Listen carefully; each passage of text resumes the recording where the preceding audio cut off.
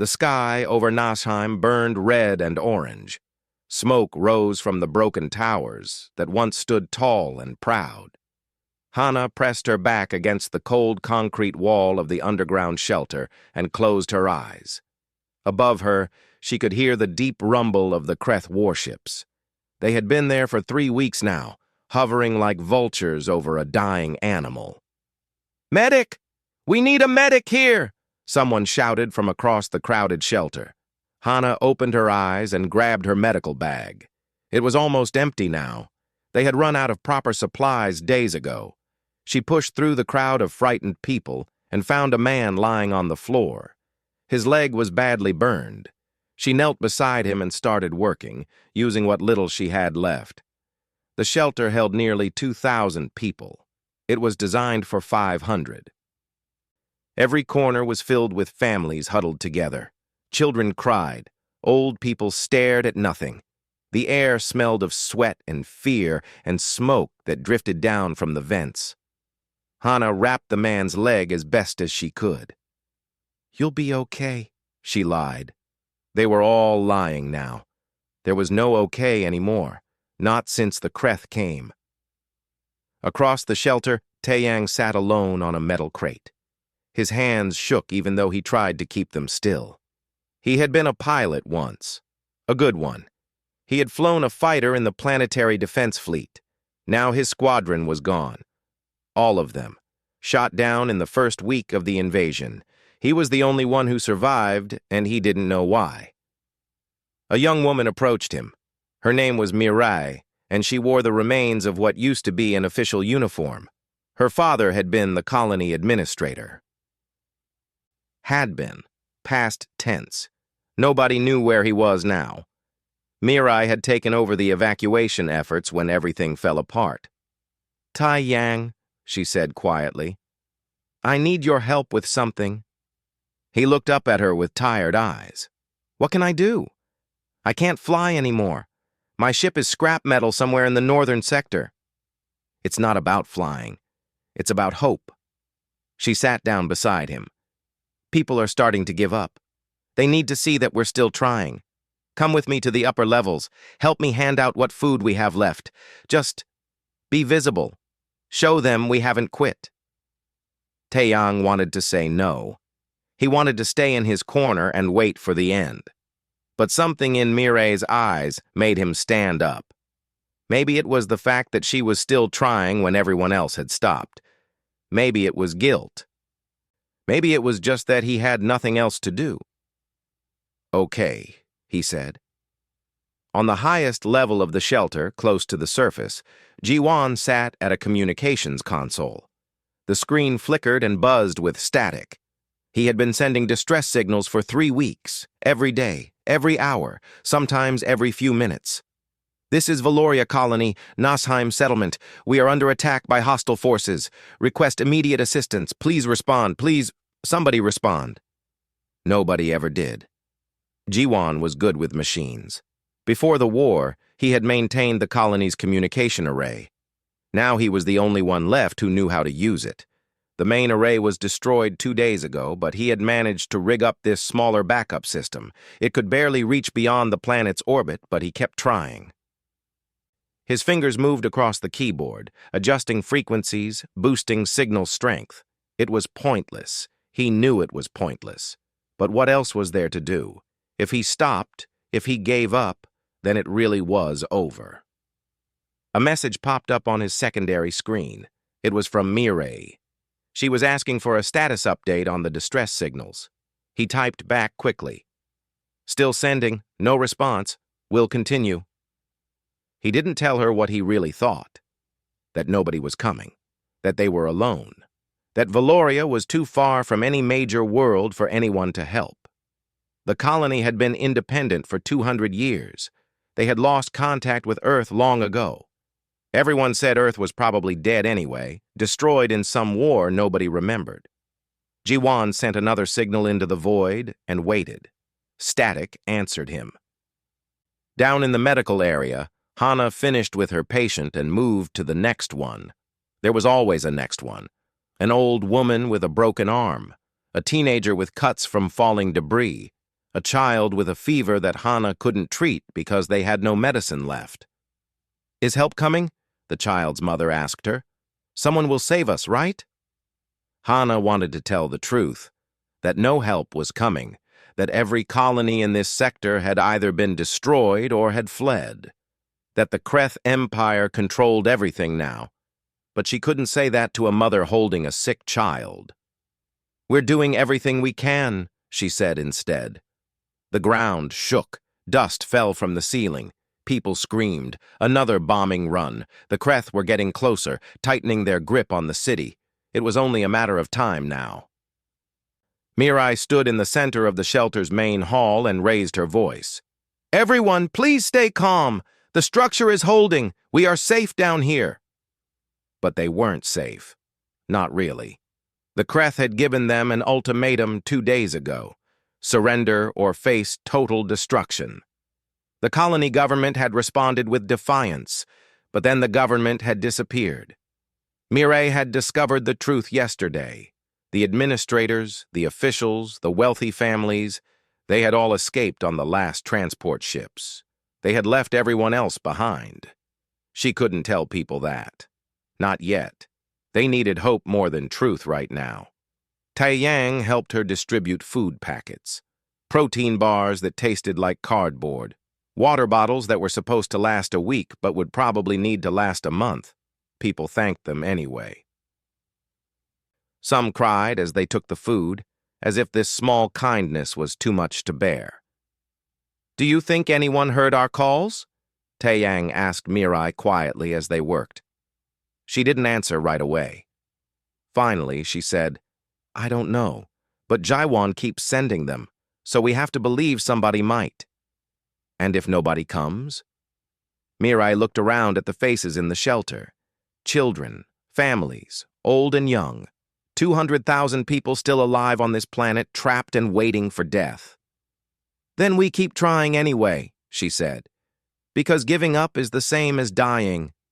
And I'm not ready to die yet." Above them, the Kreth warships began their bombardment again. The shelter shook, lights flickered. People held each other and prayed to whatever gods they remembered. In his communications room, Jiwan stared at his screens. His eyes were red from lack of sleep. His fingers were cramped from typing. But he sent another message.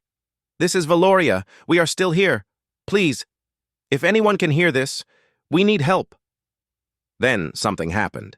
His long-range sensor pinged. Just once. A tiny blip at the edge of the system. Massive heat signatures. Something big. Something coming out of slip space. Jiwan leaned forward, his heart suddenly racing. He started to type a new message, to tell Mirai, to tell everyone. But before he could finish, an explosion rocked the shelter. The upper level collapsed. Fire and smoke filled the communications room.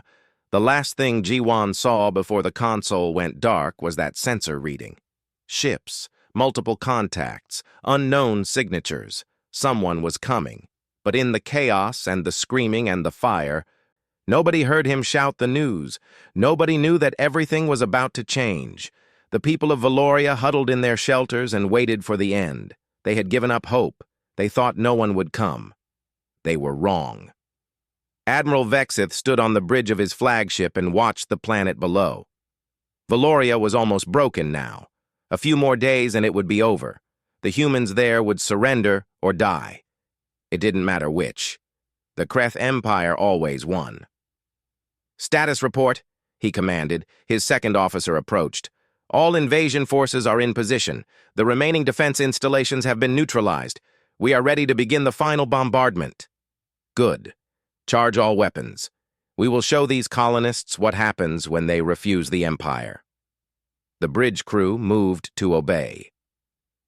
Massive energy weapons powered up along the hull of 20 Kreth warships. They would turn the surface of Valoria into glass.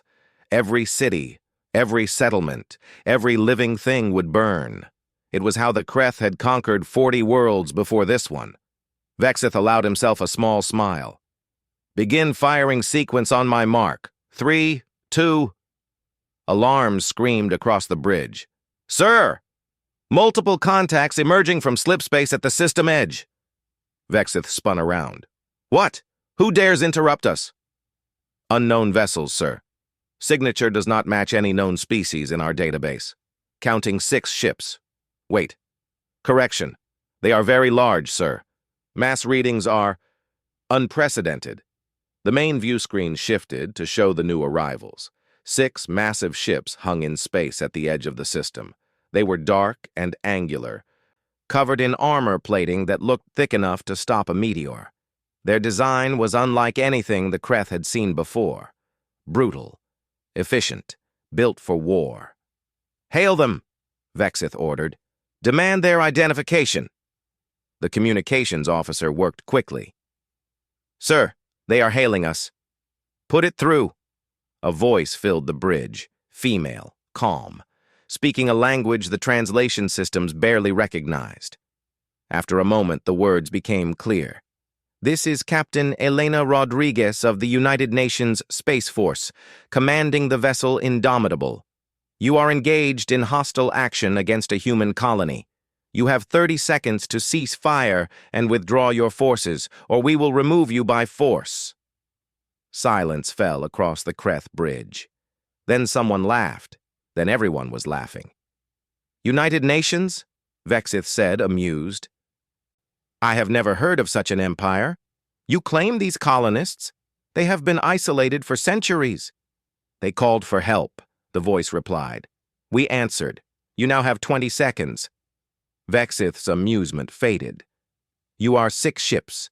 I have 20, plus support vessels. You are outnumbered and outmatched. Withdraw now or be destroyed. 15 seconds. This is your last warning, human. The Kreth Empire does not... Time's up. The 6 human ships moved. They didn't move like normal ships. Most vessels were cautious, slow, careful with their momentum in space. These ships burned their engines at full power and accelerated straight toward the Kreth fleet. It was insane. It was suicidal. It was terrifying. All ships, open fire! Vexith shouted. Destroy them! The Kreth fleet unleashed everything. Energy beams, plasma torpedoes, particle cannons, enough firepower to vaporize a small moon. The weapons struck the human ships dead on, and the human ships kept coming. Their shields absorbed some hits. Their armor took the rest. Glowing scorch marks appeared on their hulls, but no critical damage. They didn't even slow down. Then the human ships fired back. Streams of solid metal rods shot from their forward guns. Not energy weapons, not plasma. Just metal, accelerating at impossible speeds. The rods hit a Kreth cruiser and punched straight through its shields like they weren't even there. The cruiser exploded in a flash of fire and debris. What? What was that? Someone on the bridge whispered. Another volley. 3 more Kreth ships died in seconds. Their shields were designed to stop energy weapons, not solid projectiles moving at a significant fraction of light speed. The metal rods tore through armor and hull like paper. Evasive action! Vexith screamed. All ships, scatter formation! But the human ships were already among them. One of them, the Indomitable, opened up with weapons that seemed to come from every angle. Missiles streaked out in swarms. Laser arrays carved through Kreth destroyers. And those terrible railguns kept firing, each shot killing or crippling a target. A Kreth battleship tried to ram the closest human vessel. It was twice the size of the human ship and covered in blade-like protrusions designed for close combat. The 2 ships collided. The Kreth battleship crumpled like tin foil. The human ship's armor held. The human ship backed away from the wreckage and kept firing. In 6 minutes, half the Kreth fleet was destroyed. Vexith stared at the carnage in disbelief. Retreat! All ships! Retreat! Emergency jump!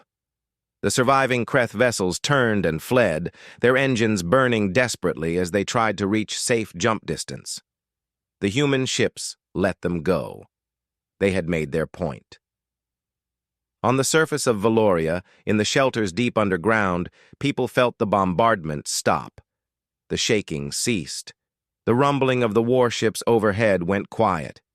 Hannah looked up from her patient. What's happening? Others were asking the same question. The shelter fell into confused silence. Then someone shouted from the upper level, "The Kreth ships! They're leaving! They're running away!" People rushed to the shelter entrance. Taiyang pushed through the crowd and climbed the damaged stairs to the surface level. The blast doors were twisted but still partly open. He squeezed through and emerged into the ruined city. The sky was clear of Kreth ships. Instead, he saw something else.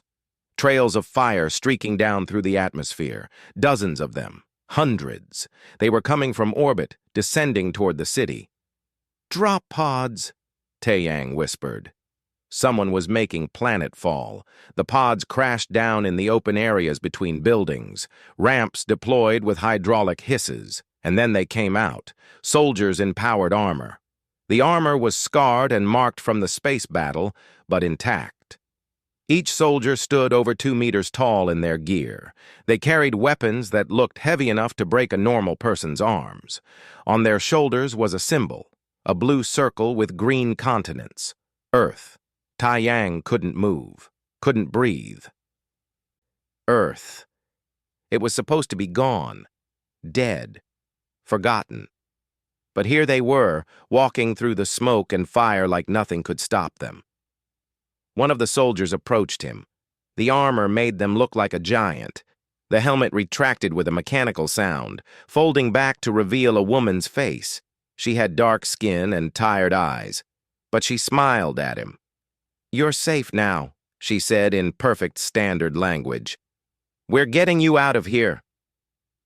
Back in the shelter, Hana heard the commotion.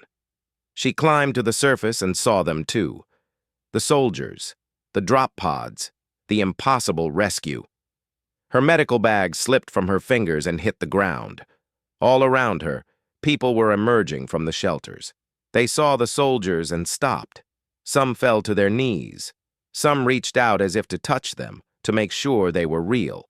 And some, like Hana, simply stood and cried. For 3 weeks, they had lived in fear and darkness. For 3 weeks, they had sent signals that no one answered. For 3 weeks, they had prepared to die. But someone had heard them. Someone had come. More soldiers spread out through the city, securing the area. Medical teams followed, carrying equipment that looked far more advanced than anything Valoria had. They set up field hospitals in minutes, triage stations, supply depots. One of the medics approached Hana. She wore armor like the soldiers, but with red markings. "Are you medical personnel?" the woman asked. Hana nodded, unable to speak. "Good. We need your help. You know the people here. Help us treat them." The medic handed Hana a medical kit, a real one, full of supplies. Hana opened it with shaking hands. Antibiotics, painkillers, surgical tools, everything they had run out of weeks ago. "Who are you?" Hana finally managed to ask. The medic smiled. "We're from Earth. We got your distress call. Took us 47 days to get here, but we made it." She looked around at the destroyed city, at the frightened people slowly emerging from hiding. Nobody abandons a human colony, not while Earth still stands. Mirai found Taiyang standing near one of the drop pods. He was talking to a pilot, another Earth soldier. The pilot was showing him something on a data pad, technical specifications for the fighters they had used in the space battle. "Look at this," Taiyang said to Mirai, his voice full of wonder. "Look at what they built. These ships they're incredible." The Earth pilot clapped him on the shoulder. "You flew against the Kreth with what you had? That takes guts. We can use pilots like you.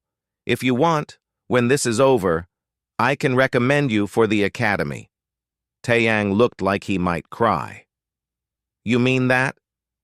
"I don't say things I don't mean." Across the city, in the ruined communications center, rescue workers dug through the rubble. They found Jiwan unconscious, but alive. They pulled him out carefully and carried him to a medical station. As he woke up, the first thing he saw was an Earth medic checking his vitals. "Easy," the medic said. "You took a bad hit. but you're going to be fine. The message, Jiwan said weakly. Did you get our message? We got it. Every one of them. You never stopped sending, did you? I couldn't stop. I thought no one was listening. The medic helped him sit up. Someone is always listening. Remember that. Above Valoria, the 6 Earth warships maintained orbit. Their weapons stayed online, scanning for any sign of the Kreth returning. On the bridge of the Indomitable, Captain Rodriguez watched the planet below. Recovery teams report good progress, her first officer said. We should have all survivors located within 48 hours. Good. And the Kreth fleet? Still running. They jumped out of the system. I don't think they'll be back anytime soon. Rodriguez nodded. Send a message to Earth Command. Tell them Valoria is secure. The colonists are safe. She looked at the blue and green planet turning slowly below. 200,000 people down there. 200,000 humans who thought they were alone, who thought no one cared. They were wrong. The Titans of Earth had descended from the sky. And they had kept their promise. 3 days after the battle, Nashheim looked different. Earth engineers had cleared the main streets. Temporary shelters were going up in the safe zones. Food and water flowed from the supply ships in orbit. People who had been hiding underground now walked in sunlight again. Hana worked alongside the Earth medical teams in a field hospital. The building had been a school once. Now it was filled with beds and equipment that seemed like magic to her. Machines that could scan a body in seconds and tell you exactly what was wrong. Medicines that healed wounds in hours instead of days.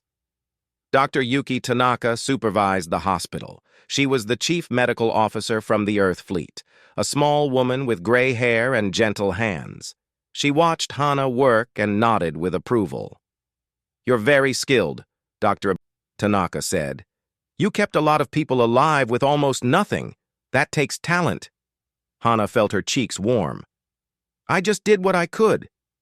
That's all any of us can do. Dr. Tanaka handed her a strange device. This is a medical scanner. Point it at a patient and press here. It will show you injuries, infections, everything.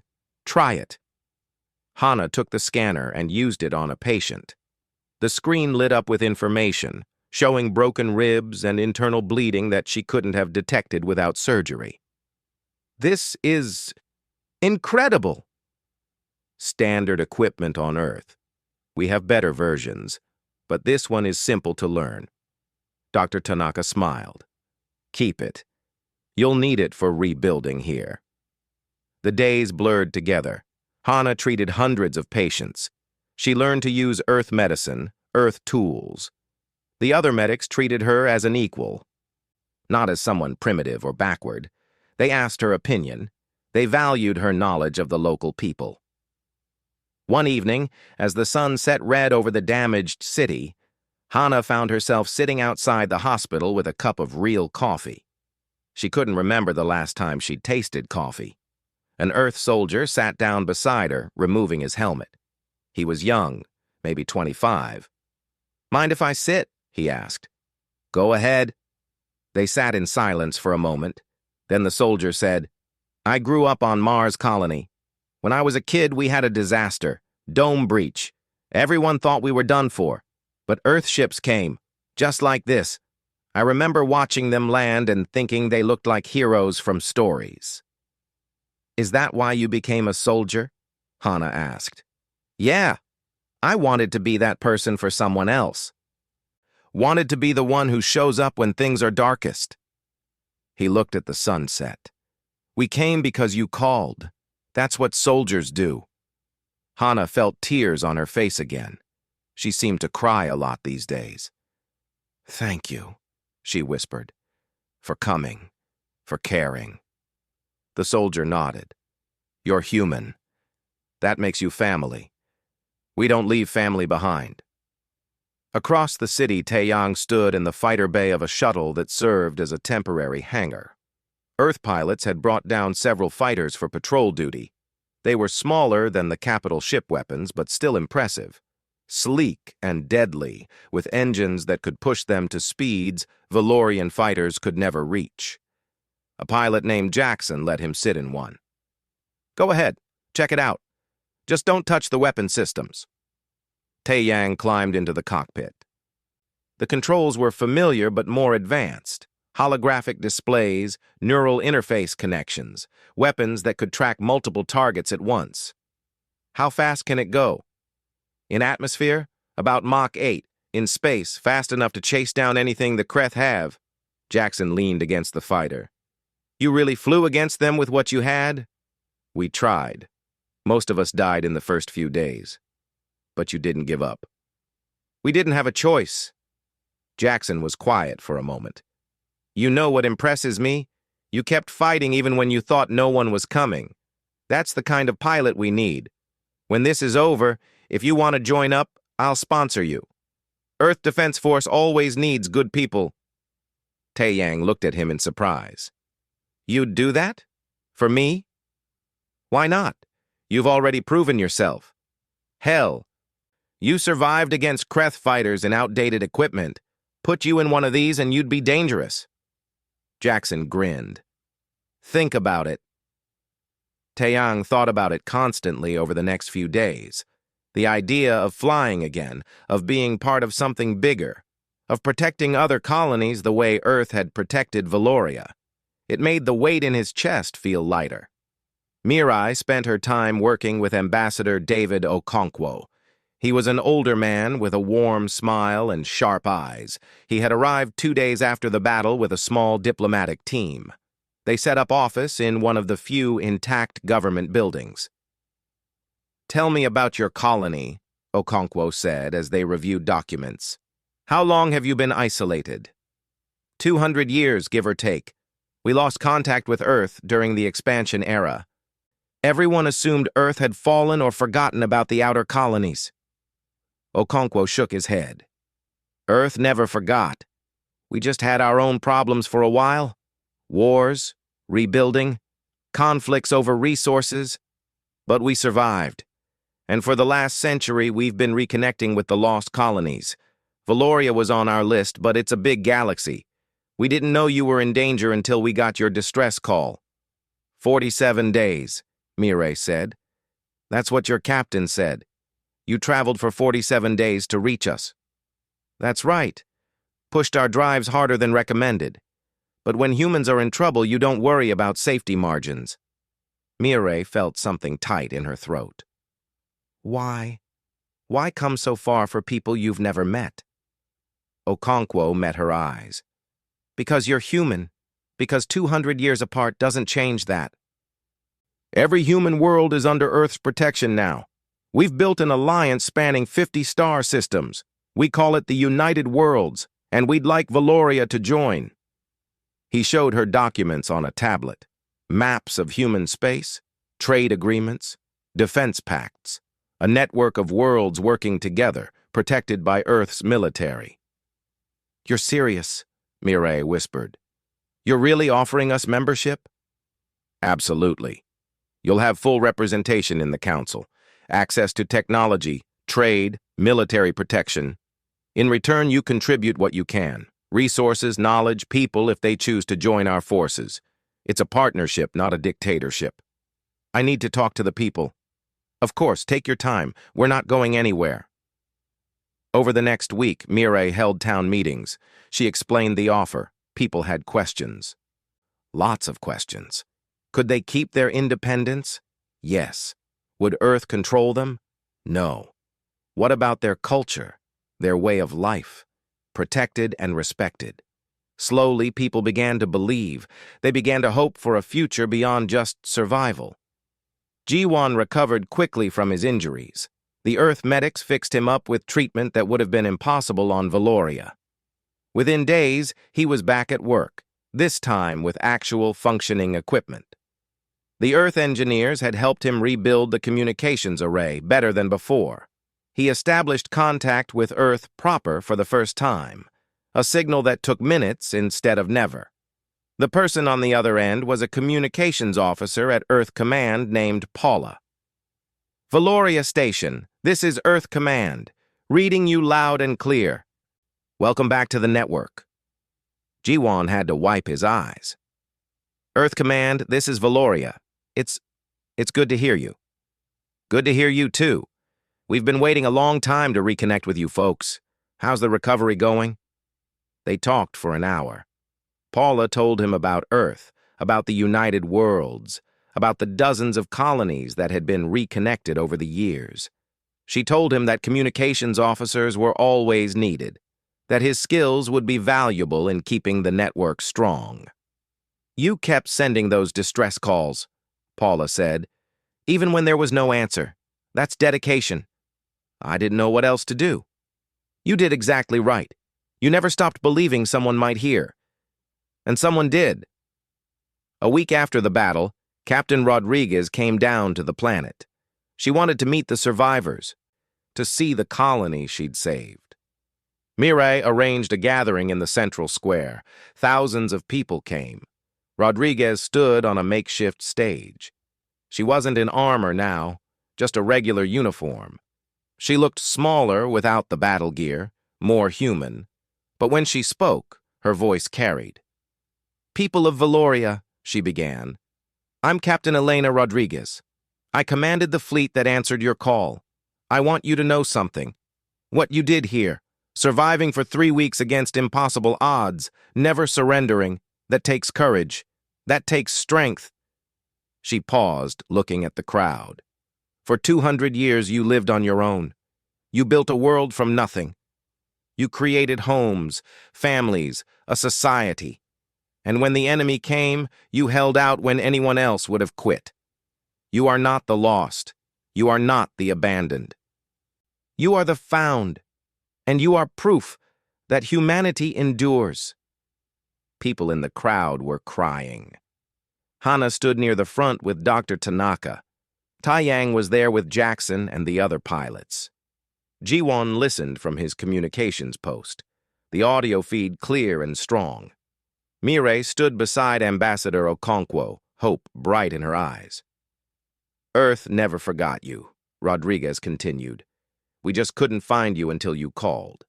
But now we have. And I promise you this. No human colony will ever be alone again. We stand together, we fight together, and we survive together. The crowd erupted, cheering, crying, shouting. People embraced each other, strangers and friends alike. For the first time since the Kreth came, they felt safe. They felt connected to something bigger. That night, Hana sat on the roof of the hospital and looked at the stars. Earth ships moved in orbit, their lights like new constellations. Dr. Tanaka joined her. Beautiful, isn't it? The doctor said. I spent 3 weeks thinking we would die here, Hana said quietly. Thinking no one cared. And then you came. All of you. Why do you do it? Why risk your lives for strangers? Dr. Tanaka was quiet for a long moment. Because we're human, and humans take care of each other. It's what makes us strong. Not our weapons or our ships. Our willingness to fight for each other, even when it's hard. Hana thought about that. About the soldiers who had come so far. About the medics who worked endless hours. About the engineers rebuilding their city. About a captain who had pushed her ships to the limit to save people she'd never met. You really are titans, she whispered. Dr. Tanaka smiled. We're just people. But when someone needs help, we answer. That's the promise Earth made, and we keep our promises. Below them, the city of Nashim slowly came back to life. Lights flickered on in repaired buildings. People walked the streets without fear. Children played in the squares under the watchful eyes of Earth soldiers. Valoria had been dying. Now it was healing, and it was no longer alone. 3 weeks after the liberation, reconstruction was going well. New buildings rose where old ones had fallen. The hospitals were full but functioning. Children went back to school in temporary classrooms. Life was returning to normal, or as normal as it could be after a war. But in orbit, the sensors told a different story. Captain Rodriguez stood on the bridge of the Indomitable, studying the holographic display. Red markers clustered at the border of the sector, lots of them, more appearing every day. "They're gathering," her tactical officer said. "Kreth warships from across the sector. We count over 100 so far and more arriving." Rodriguez frowned. "They're not giving up. They're preparing for a real assault." "Why? We beat them easily last time." "That's exactly why. We embarrassed them, made them look weak. The Kreth Empire doesn't forgive that. They'll come back with everything they have." She pulled up intelligence reports. Over the past 3 weeks, Earth scouts had been gathering information about the Kreth. The picture was grim. The Kreth Empire controlled over 200 star systems. They had conquered dozens of species, enslaved populations, crushed any resistance. They were the dominant power in this entire sector of space, until Earth showed up. "Send a priority message to Earth Command," Rodriguez ordered. "We need reinforcements, a lot of them." 5 days later, Admiral Catherine Park arrived with the Second Fleet. 40 capital ships, hundreds of support vessels, carriers full of fighters. It was the largest military force Earth had assembled in decades. Hana watched from the surface as the new ships took position in orbit. The sky filled with their lights. It should have made her feel safe. Instead, it made her realize how serious the threat was. Earth didn't send this many ships unless the situation was desperate. Taiyang had been training with the Earth pilots for weeks now. They had given him a flight suit, taught him their systems, let him practice in simulators. When Admiral Park's fleet arrived, they offered him a real position, fighter pilot, provisional rank. "You sure about this?" Jackson asked him. "If the Kreth come back, it's going to be bad, worse than last time." Taiyang looked at the flight suit in his hands. Earth colors, Earth symbols. "I'm sure. This is my world. If they want it, they'll have to go through me." Jackson smiled. "That's the spirit. Welcome to the team." Across the city, a young man named Hyuk stood in line at the recruitment center. He was barely 20 years old, thin and nervous. But he had made up his mind. Earth soldiers had saved his family. Now he wanted to be one of them. The recruiting officer looked at his application. "You understand what you're signing up for? This isn't going to be easy." "I understand," Hyuk said. "I want to fight. I want to protect my home." "All right. Report to the training depot tomorrow at 2600. Don't be late." Hyuk wasn't the only one. Thousands of Valorians were enlisting. Earth had saved them, and now they wanted to help defend not just their world, but all the worlds threatened by the Kreth. The war had brought out something fierce in people who had been peaceful farmers and merchants just months ago. Mireille worked with Ambassador Okonkwo to coordinate the defense. They had set up a command center in the Capitol building. Walls covered with maps and displays showing ship positions, supply lines, defensive installations. "The vote is tomorrow," Mireille said, "for joining the United Worlds." "How do you think it will go?" Okonkwo asked. "I think people understand we can't survive alone anymore. The Kreth know about us now. Even if Earth defeats them here, they'll come back eventually. We need protection. We need allies. And Earth needs you too. Your people, your resources, your knowledge of this sector. It's a partnership, remember?" The vote passed with 90% support. Valoria officially became the 51st member of the United Worlds Alliance. There were celebrations, but they were muted. Everyone knew what was coming. Jiwon had expanded his communications network. He was now coordinating signals across the entire sector. That's how he picked up the first signs. Encrypted Kreth transmissions, movement patterns, fleet dispositions. He brought the data to Admiral Park personally. "They're calling it a punishment fleet," Jiwon explained. "Messages we intercepted talk about making an example, not just of Valoria but of Earth. They want to show the galaxy what happens when you oppose them." Park studied the data. "How many ships?" "Best estimate? 300, maybe more." The room went quiet. 300 warships. Even with the reinforcements, Earth was outnumbered 7-1. When will they arrive? Park asked. 3 days, maybe 4. Park nodded slowly. Thank you for this intelligence. You may have just saved a lot of lives. But Jiwan wasn't done. There's something else. We've been monitoring other species in the sector, the ones the Kreth conquered.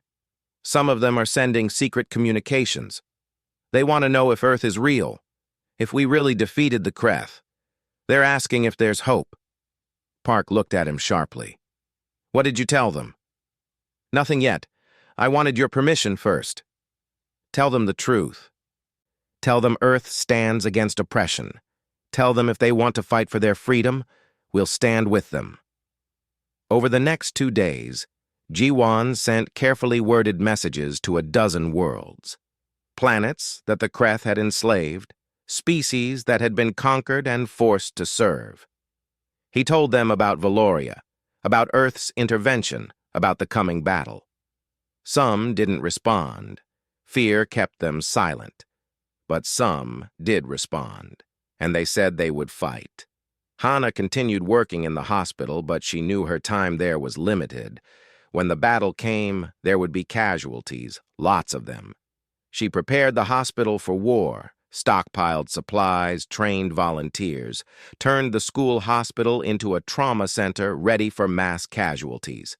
Dr. Tanaka worked beside her. I've been through battles before, the doctor said. They're never easy, but we save who we can and we don't give up. That's all we can do. Are you afraid? Hana asked. Terrified. But fear means you're still human. It's what you do with that fear that matters. Taeyang flew patrol missions with his new squadron. He had never felt more alive. The Earth fighters responded to his touch like living things. Fast, agile, deadly.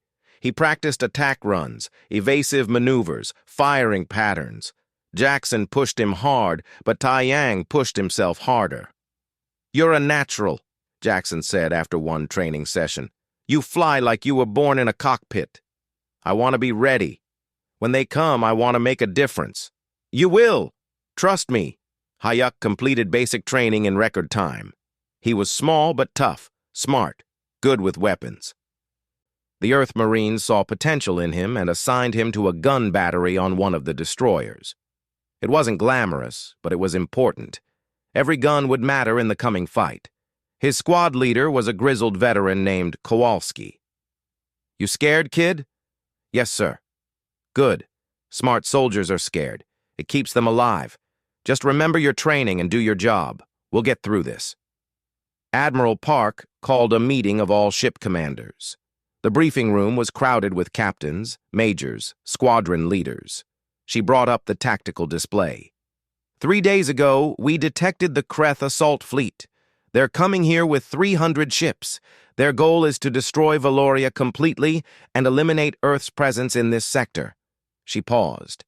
They want to send a message. We're going to send one back. She outlined the battle plan, defensive positions, kill zones, fallback points. Every captain received their orders. Everyone knew their role. We're outnumbered, Park said bluntly. But we have advantages, better ships, better training, better technology. And we have something the Kreth don't have. We have people willing to die for each other, not because they're ordered to, but because they choose to.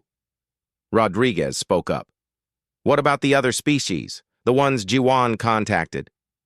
Unknown. They may help. They may not. We plan as if we're on our own.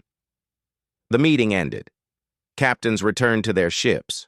Orders were relayed. Weapons were checked. Fighters were armed. The fleet prepared for the largest battle Earth had fought in a generation. On the surface, people knew what was coming. They had been told the truth. The Kreth were returning in force. The battle would be in space, but if Earth lost, the Kreth would finish what they started. Mireille gave a speech in the central square. Thousands gathered to listen. In 3 days, the enemy returns, she said. They come to destroy us, to punish us for surviving, to punish Earth for helping us. But we are not afraid. We stand with Earth. We stand with the United Worlds, and we will not surrender." The crowd roared its approval. That night, Hannah couldn't sleep. She sat outside the hospital and looked at the stars. The Earth fleet hung there, silent and ready. She thought about the soldiers, the pilots, the crew members. They were about to risk everything for a world most of them had never seen before 3 weeks ago. Tai Yang found her there. He sat down beside her, still in his flight suit. "Couldn't sleep either?" he asked. "Too much to think about." They sat in silence for a while. Then Tai Yang said, "I used to think we were alone, that nobody in the universe cared if we lived or died. I was wrong. We all were. When the battle starts, I want you to know something. I'm not fighting because I have to. I'm fighting because I choose to. This is my home. These are my people. And Earth gave us a chance to defend them." Hannah took his hand. "Come back alive." "I'll try." Above them, sensors detected the first signs. Slip space disturbances at the edge of the system. The Kreth fleet was coming. Admiral Park stood on the bridge of her flagship and watched the readings. 300 red markers appeared on the tactical display, maybe more. The largest military force the Kreth had ever assembled in this sector. Behind Earth's 40 ships, they looked impossibly outnumbered. "All ships, battle stations," Park ordered calmly. "Prepare to engage." The crews moved to their positions. Guns powered up, shields activated. Fighters launched from the carriers, hundreds of small craft forming defensive screens. Among them flew Tai Yang, hands steady on the controls, Jackson's voice in his ear giving calm instructions. On a destroyer, Hayuk manned his gun battery, Kowalski beside him, ready. In the hospital, Hannah prepared for the wounded she knew would come. At the communications center, Jiwon monitored all channels, hoping desperately for a miracle. The Kreth fleet advanced, confident and overwhelming. Admiral Park took a breath.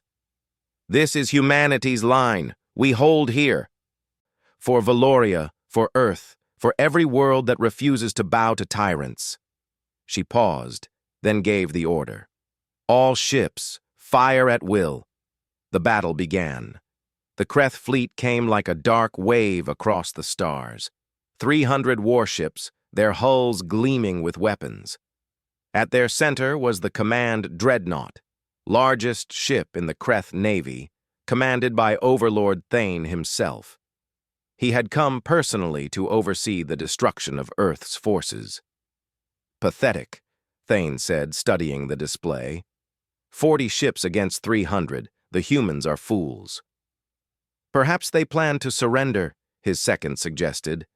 "Then they will die as cowards instead of warriors. Either way, they die." The Kreth fleet spread out in a massive formation designed to surround and overwhelm the Earth forces. Energy weapons charged, plasma torpedoes loaded. They advanced slowly, confidently, like predators closing on wounded prey. Admiral Park watched them come. Her 40 ships held formation in a defensive sphere around Valoria. It looked hopeless. It was supposed to look hopeless. "All ships hold position," she ordered. "Wait for optimal range." The distance closed. 5,000 kilometers, 4,000, 3,000.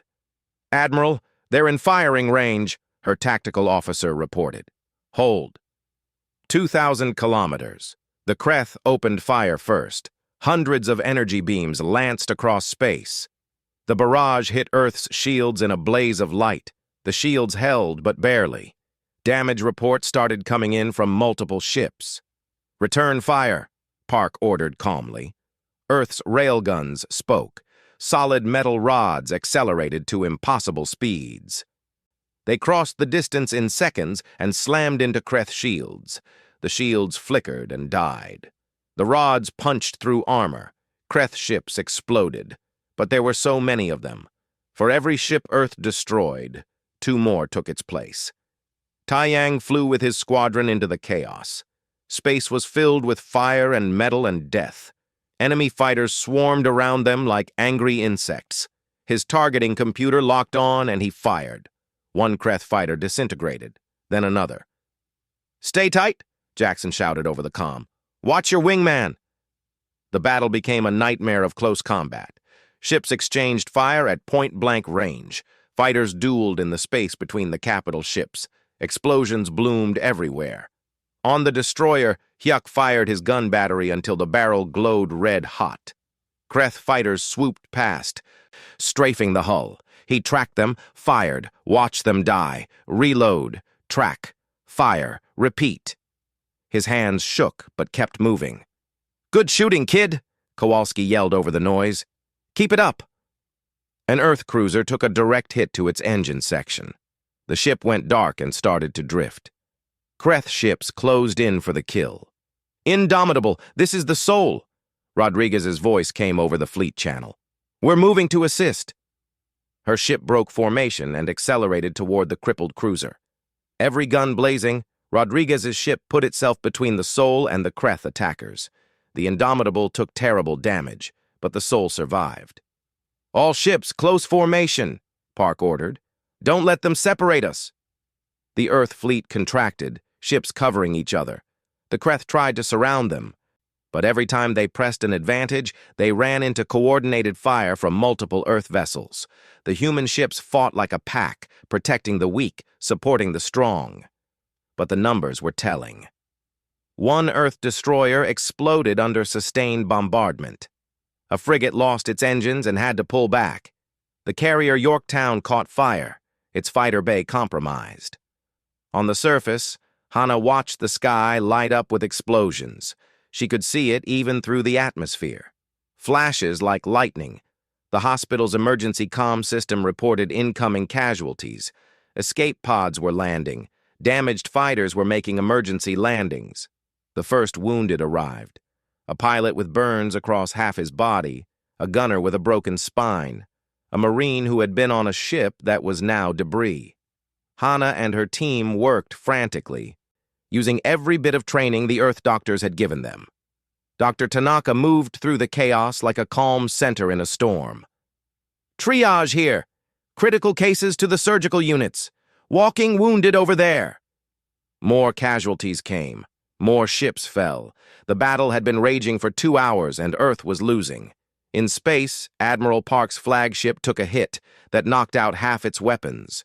She gripped her command chair as the ship shuddered. "Status," she demanded. "Shields at 30%. Forward railguns offline. Hull breach on decks 4 and 5. Park studied the tactical display. They had destroyed nearly 100 Kreth ships, but 200 remained. And Earth was down to 32 functional vessels. "All ships, begin fallback to secondary positions," she ordered. It wasn't surrender. It was survival. "Pull back. Regroup. Make them pay for every meter of space." The Earth fleet started to retreat in good order, fighting as they went. The Kreth pressed their advantage, smelling victory. Then Jiwan's voice came over every channel in the fleet. "Admiral Park, I'm detecting new contacts, slipspace signatures throughout the sector." "Kreth reinforcements?" Park asked, her heart sinking. "No, ma'am. Unknown signatures. Multiple species. I think they're the ones I contacted. The conquered worlds. They're coming." On the tactical display, new markers appeared. Not Earth blue or Kreth red, but green. Dozens of them. Ships from a dozen different species, all emerging from slipspace at the edges of the battle zone. They were old ships, outdated designs, poorly maintained. But they were there, and they were broadcasting a message. "Earth vessels, this is the Free Fleet of Drakon. We have endured the Kreth for 30 years, no more. We stand with you."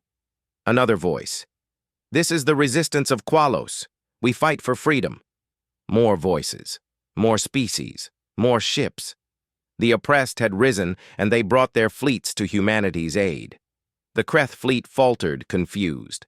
Overlord Thane stared at his display in disbelief. "Impossible. They are conquered. They are ours."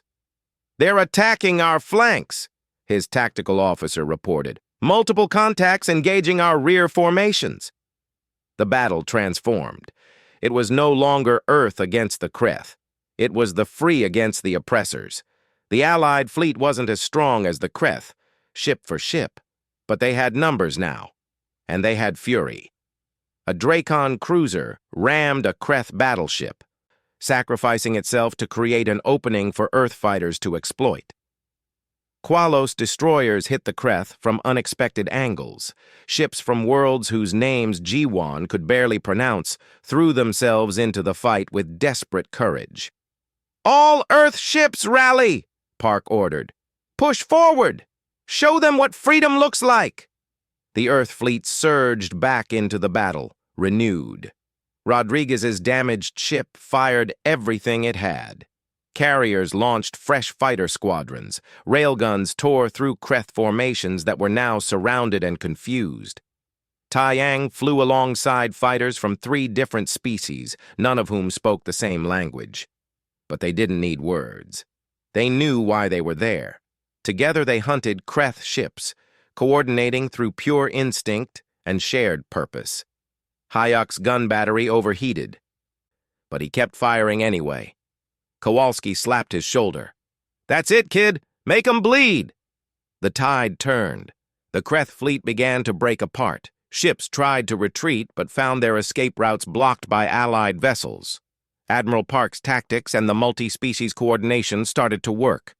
The Kreth numerical advantage meant nothing when they were surrounded and fighting in all directions. Overlord Thane watched his fleet disintegrate around him. "This cannot be. We are the Kreth. We are supreme." But supremacy was an illusion. His ships were dying. His warriors were fleeing. And still the Allied fleet pressed forward. A coordinated strike by Earth and Dracon vessels crippled Thane's dreadnought. Engines failed. Weapons went offline. The massive ship went dark. Captain Rodriguez's voice came over the open channel. "Overlord Thane, this is Captain Rodriguez. You have lost. Surrender your fleet or be destroyed.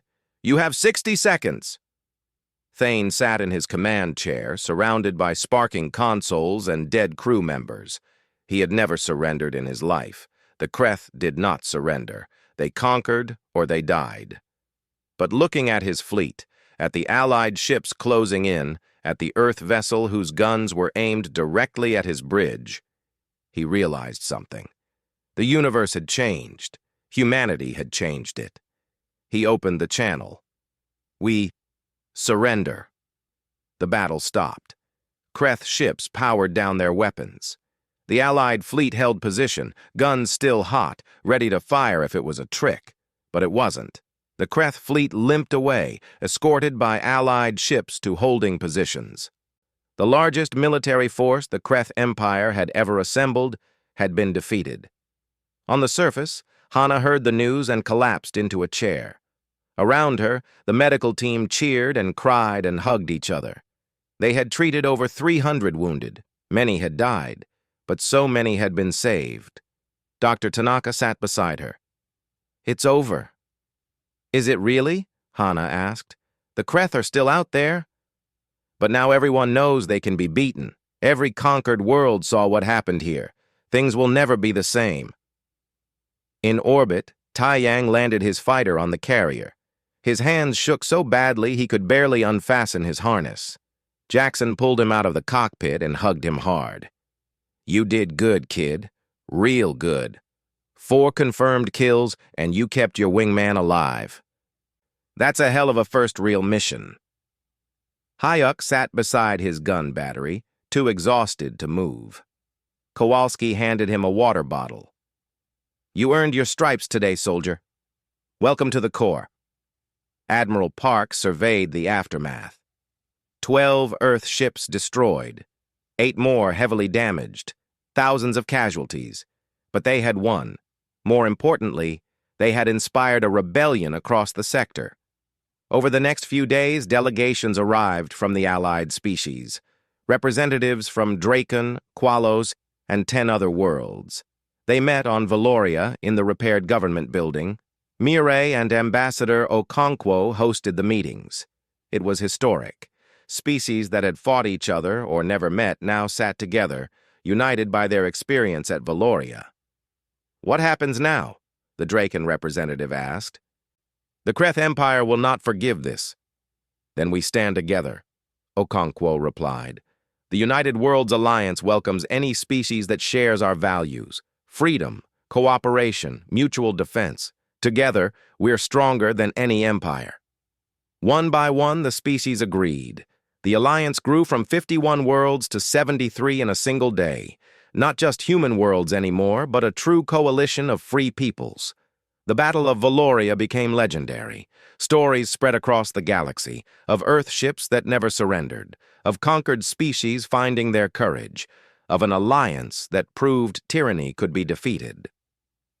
1 year later, Valoria was transformed. The destroyed city of Nashheim had been rebuilt, better than before. Memorial sites honored the fallen, both human and alien. Schools taught the history of the liberation. Children played in parks named after Earth ships and alien heroes. Hana ran a hospital that served patients from 20 different species. She had become one of the leading medical experts on multi-species trauma care. Dr. Tanaka visited often, bringing new techniques and old friendship. Taeyang commanded a squadron now, training pilots from across the Alliance. Jackson was his second in command. Together, they had trained hundreds of new pilots, creating a truly multi-species fighter force. Hayuk had earned his sergeant's stripes and a dozen medals. He led a marine unit that included soldiers from 5 different worlds. Kowalski had retired, but he visited sometimes to see how his kid was doing. Mirai served on the United Worlds Council, representing Valoria and advocating for the integration of new species. Ambassador Okonkwo worked beside her, their partnership now legendary in diplomatic circles. Jiwan ran the Alliance's central communications hub from Valoria. His network connected hundreds of worlds, ensuring no colony would ever be isolated again. He had married a communications officer from Earth named Paula, and they worked together to keep the growing alliance connected. A memorial service was held on the anniversary of the liberation. Thousands attended. Hana stood before the monument, reading names of the fallen. Humans and aliens, soldiers and civilians, all honored equally. A child tugged at her sleeve. He was from one of the liberated worlds, brought to Valoria with his family to start a new life. "Are the Earth people really Titans?" he asked. Hana smiled. She looked up at the sky where Earth ships still patrolled, where vessels from dozens of species worked together to protect the peace they had all fought for. "They're just humans," she said. "But when someone calls for help, they answer.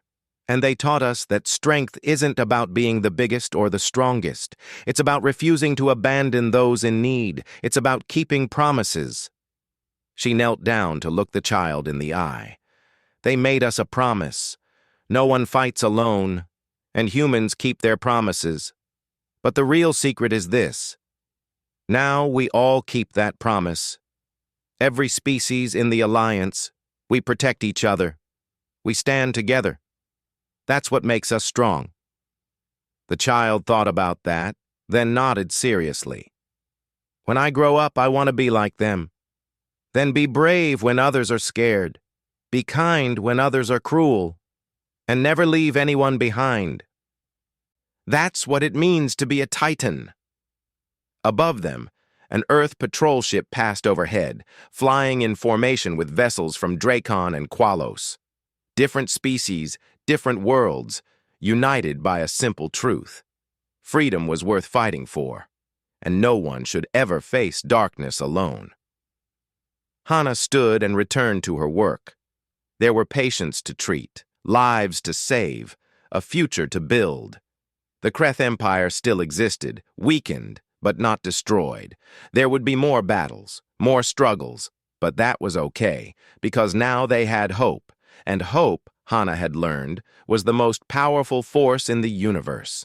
The Titans had descended from the sky and changed everything. They had proven that courage was contagious, that tyranny could be defeated, that the strong had a duty to protect the weak. They thought no one would come. But someone did, and nothing would ever be the same.